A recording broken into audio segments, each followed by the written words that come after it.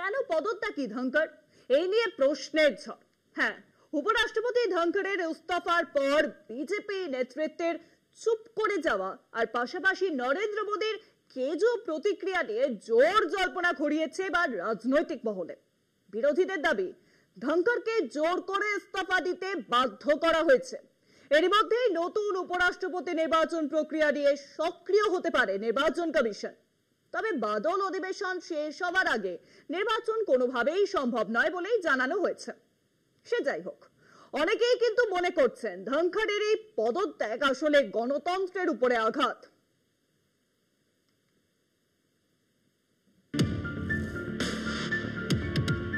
উপরাষ্ট্রপতির পদ থেকে জগদীপ ধনখড়ের আচমকা ইস্তফার পর থেকেই আশ্চর্যজনকভাবে নীরবতা কেন্দ্রের শাসক দল বিজেপির। একই সঙ্গে মোদীর কেজো বিবৃতিও জল্পনার আগুনে ঘি ঢেলেছে। বারবার সাংবিধানিক পদাধিকারীদের বিভিন্ন বিশেষণে ভূষিত করা মোদীর হবি, অথচ ধনখড়ের বেলায় সেই পথেই হাঁটেননি মোদী, বরং সাধারণ বিদায় সম্ভাষণটুকু করেছেন প্রধানমন্ত্রী। এদিকে বিজেপির মধ্যে থেকে এই বিষয় নিয়ে কেউ কোনো আওয়াজ না করায় বিতর্কের মেঘ ঘনিয়েছে।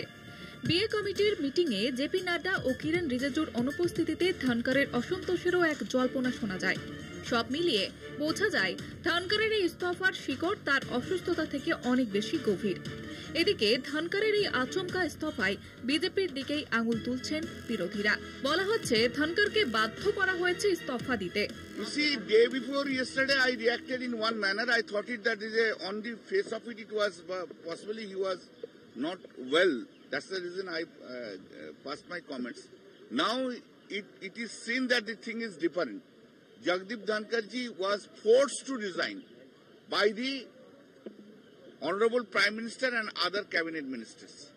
And he was given a threat to the extent that if he did not resign within 9 p.m. on that date, impeachment motion will be brought against him. Therefore, this is a completely a pressure tactics had been given by the Honorable Prime Minister and the other cabinet minister for resigning Jagdeep Dhankar. This is a completely pressure tactic. এদিকে ধনখড়ের ইস্তফার পর থেকেই উপরাষ্ট্রপতি নির্বাচন করার প্রয়োজনীয়তা দেখা দিয়েছে, কিন্তু সংসদের বাদল অধিবেশনের আগে নতুন উপরাষ্ট্রপতি হওয়া অসম্ভব।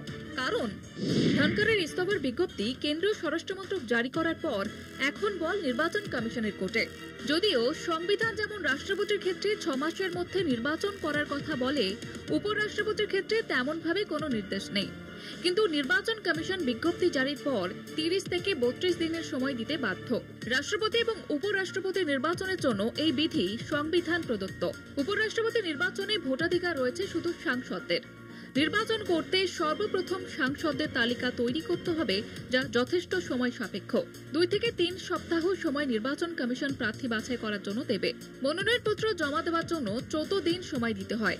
2 দিন স্ক্রুটিনির জন্য এবং মনোনয়ন প্রত্যাহারের জন্য আরো 2 দিন সময় দিতে হয়।